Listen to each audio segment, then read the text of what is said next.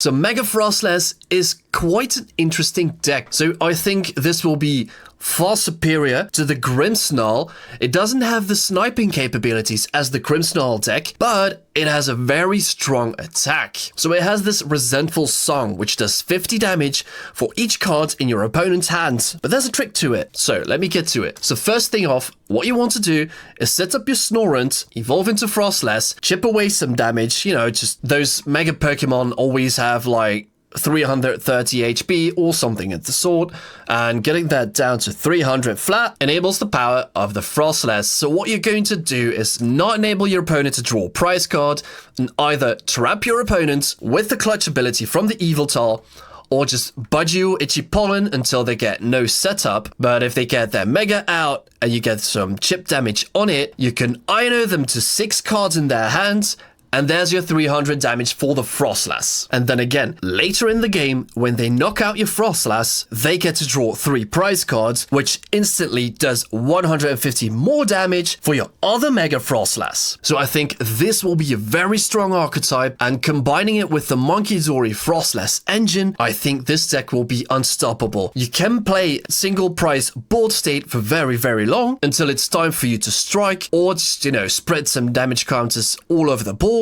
and end up with a Devolution play. And then also in this deck, there's also the inclusion of the Hero Escape. I think Hero Escape on any Mega Pokemon is going to be very big because this Froslass will have 410 hit points.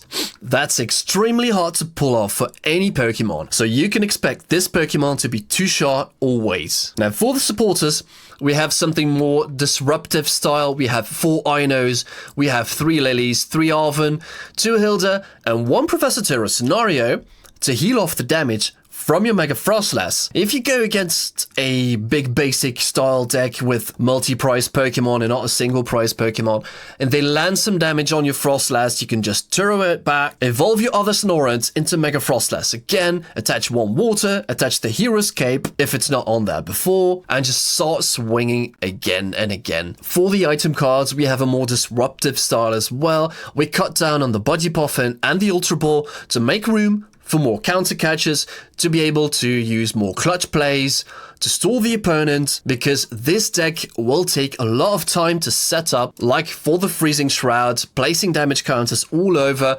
channeling back over with the Munkidori, so having the clutch Yveltal is going to buy us that time we need.